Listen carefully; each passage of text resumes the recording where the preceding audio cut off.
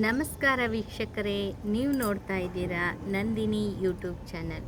ಏನು ನಂದಿನಿಯವರು ಎಷ್ಟು ದಿನ ಆಯಿತು ಕಾಣಿಸ್ಕೊಂಡಿಲ್ಲ ಅಂತೀರಾ?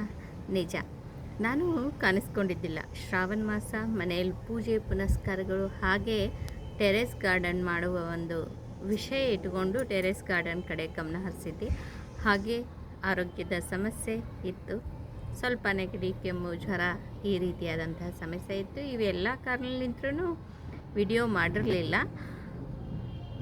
ಆ ಒಂದು ಕಾರಣಕ್ಕೆ ತಮ್ಮನ್ನು ಕ್ಷಮೆ ಯಾಚಿಸ್ತಾ ಇವತ್ತಿನ ಸ್ವರಚಿತ ಅದಲ್ಲದೆ ಮತ್ತು ಅನೇಕ ರೀತಿಯಂತಹ ಶಾರ್ಟ್ ವಿಡಿಯೋಗಳನ್ನು ಮಾಡ್ತಾಯಿದ್ದೆ, ಅಪ್ಲೋಡ್ ಮಾಡ್ತಾಯಿದ್ದೆ. ನನ್ನ ಸ್ವರಚಿತ ಕವನವನ್ನು ವಾಚನ ಮಾಡಿದ್ದಿಲ್ಲ. ಈಗ ನಾನೇ ಬರೆದಂತಹ ಸ್ವರಚಿತ ಕವನದ ಶೀರ್ಷಿಕೆ ಬಾ. ಕವನದ ಶೀರ್ಷಿಕೆ ಬಾ. ಜಿನುಗುವ ಜೀವವಾಹಿನಿಯ ದಡದಲ್ಲಿ ಒಲವಿನ ಮಹಲ ಜೋಡಿ ಹಕ್ಕಿ ನಾವಾಗುವ ಬಾ. ಜಿನುಗುವ ಜೀವವಾಹಿನಿಯ ದಡದಲ್ಲಿ ಒಲವಿನ ಮಹಲ ಜೋಡಿ ಹಕ್ಕಿ ನಾವಾಗುವ ಬಾ. ಮಂಜಿನ ಹನಿಯ ಕುಡಿದು ಹೂವಿನ ಕಂಪು ಸವಿದು, ಮಂಜಿನ ಹನಿಯ ಕುಡಿದು ಹೂವಿನ ಕಂಪ ಸವಿದು, ದುಂಬಿಯ ಗಾನ ಆಲಿಸುವ ಕಲಾರಸಿಕರಾಗುವ ಬಾ. ದುಂಬಿಯ ಗಾನ ಆಲಿಸುವ ಕಲಾರಸಿಕರಾಗುವ ಬಾ. ಆಗಾಗ ಸುರಿದ ಮಳೆಗೆ ಆಗಾಗ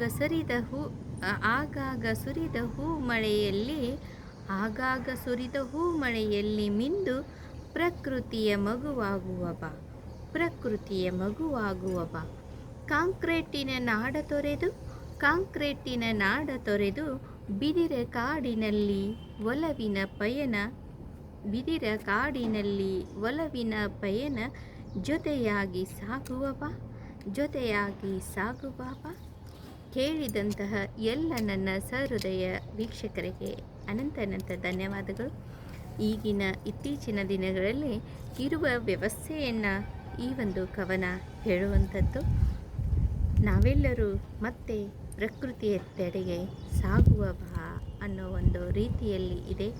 ಎಲ್ಲರೂ ಕೂಡ ಪರಿಸರವನ್ನು ಉಳಿಸುವಂತಹ ಪ್ರಯತ್ನ ಮಾಡೋಣ, ಪರಿಸರದ ಕಡೆಗೆ ಹೋಗೋಣ. ಕೇಳಿದಂತಹ ಎಲ್ಲ ನನ್ನ ಸಹೃದಯ ವೀಕ್ಷಕರಿಗೆ ಅನಂತ ಧನ್ಯವಾದಗಳು. ಮತ್ತೆ ಮುಂದಿನ ಕವನದೊಂದಿಗೆ ಭೇಟಿಯಾಗೋಣ.